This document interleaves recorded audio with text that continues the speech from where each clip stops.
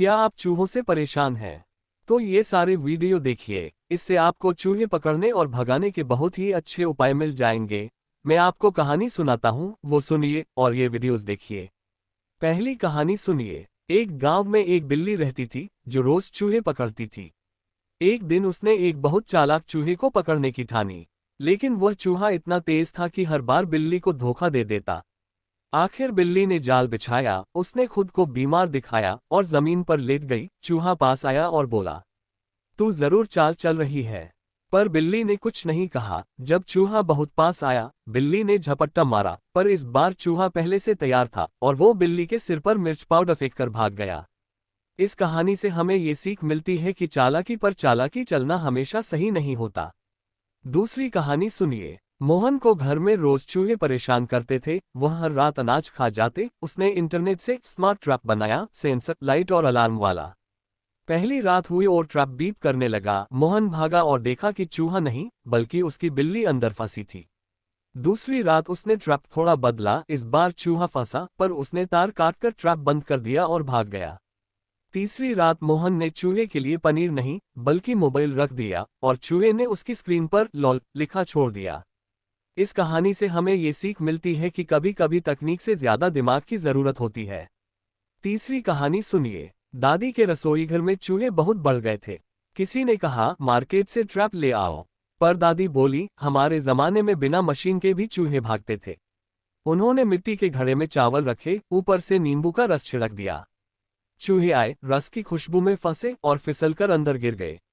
अगले दिन दादी ने सभी चूहों को दूर जंगल में छोड़ दिया। इस कहानी से हमें ये सीख मिलती है कि अनुभव और परंपरा दोनों में विज्ञान छिपा होता है।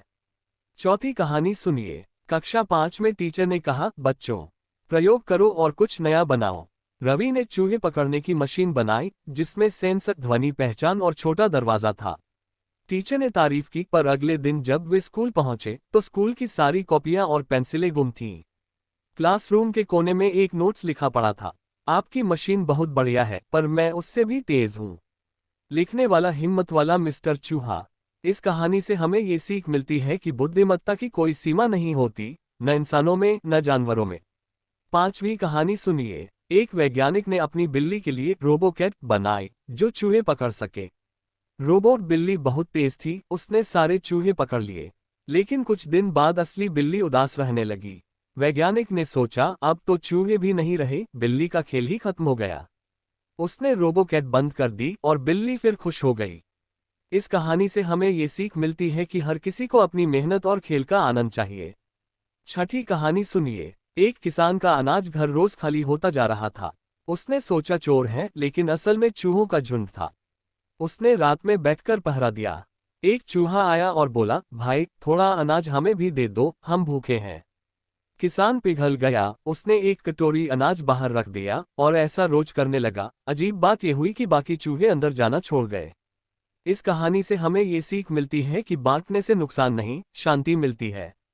सातवीं कहानी सुनिए। एक छोटा चूहा सपने में खुद को सिंह राजा के सामने देखता है। वो कहता है, मुझे भी ताकत दो ताकि कोई मुझे न पकड़े।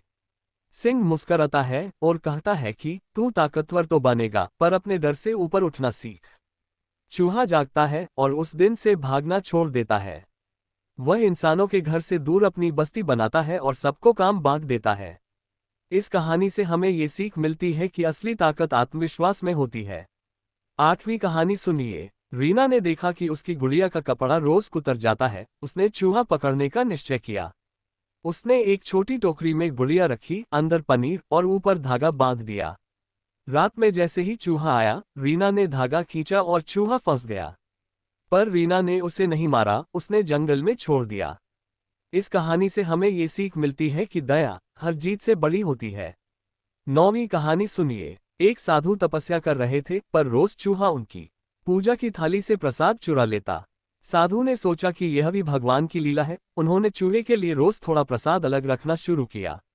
कुछ दिनों बाद चूहा खुद थाली के पास बैठता, पर चुराता नहीं, मानो पूजा में शामिल हो गया हो।